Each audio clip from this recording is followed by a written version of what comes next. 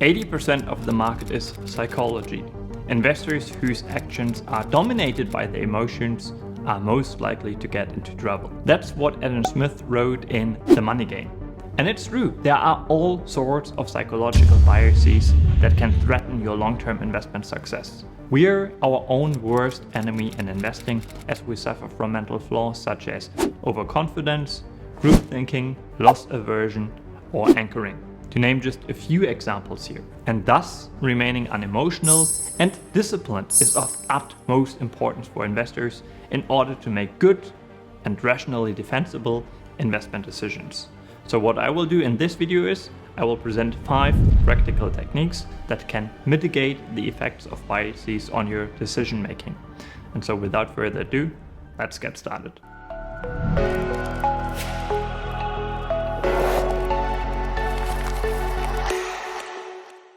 Alright, before we get started, I just wanted to point out that all 5 techniques that I share with you in this video are included in William Green's wonderful book, Richer, Wiser, Happier, in the chapter on Charlie Munger. But I will of course add my own ideas as well. So let's start right away with the first trick that can help you counter the impact of psychological biases. And this trick is incredibly simple and incredibly obvious. I think quite simply being aware of biases that may influence your decision making can already be quite powerful. Being aware of the fact that as humans we suffer from many different biases and understanding the rationality behind our irrational behavior.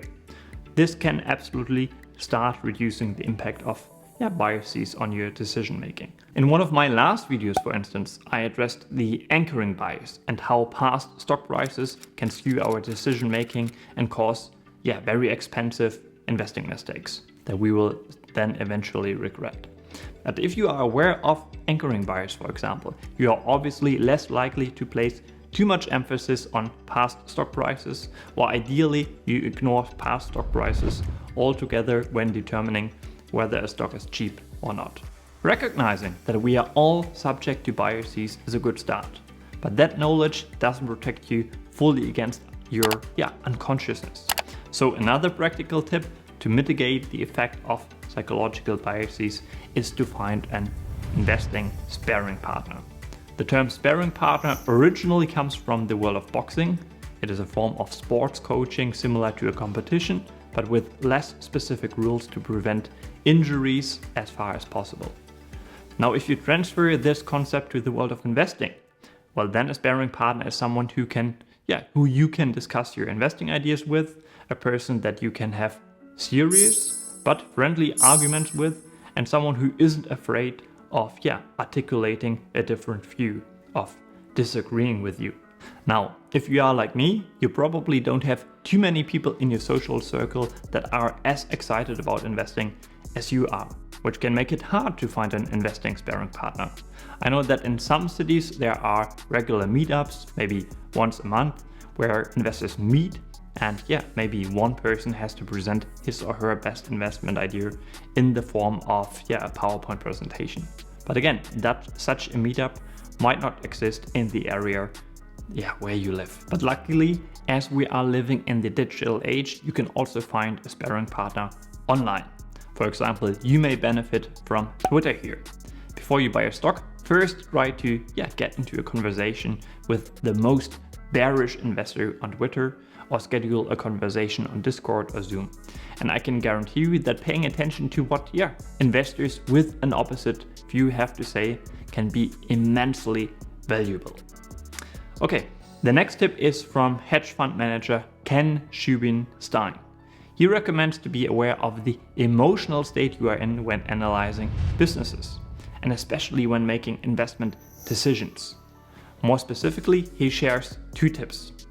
First, you should never make investment decisions when you feel hungry, angry, lonely, tired, when you feel pain or stress. And then secondly, he suggests to improve the performance of your brain, you should pay special attention on A, meditating regularly, B, exercising regularly, C, getting enough sleep and improving the quality of your sleep, of course, and D, eating a balanced diet.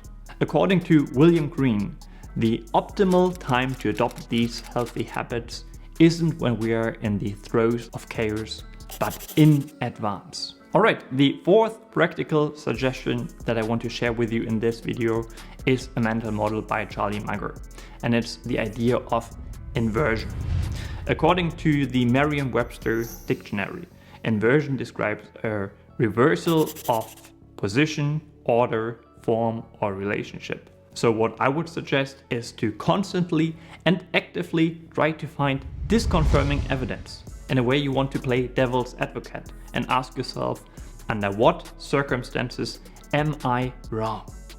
I recommend whenever you want to make an investment decision to take a piece of paper and a pen, of course, and to actually write down and summarize both the bull thesis but also the bear thesis on maybe a single page of paper. You need to understand that whenever you are buying a stock, someone else is selling his or her shares to you. So ask yourself, why is this person selling his or her shares to me? Or if you are selling your shares, why is someone else willing to buy the securities from you? William Green again writes in his book that Munger nurtures this mental habit by applauding himself whenever he succeeds in demolishing one of his entrenched beliefs, so that ignorance removal becomes a source of satisfaction and not shame. He once remarked, if Berkshire has made modest progress, a good deal of it is because Warren and I are very good at destroying our best loved ideas. Alright, the last strategy to overcome biases and illogical decision making is to build a resilient system. I always say that you want to use calmer times of low volatility to develop and fine-tune a system, a process, and a checklist that you can then stick to when volatility is high and all of your emotions, your impulses, try to overwhelm your better judgment. And I think the best way to build such a system is to very carefully analyze your own past mistakes, but also past mistakes of famous investors.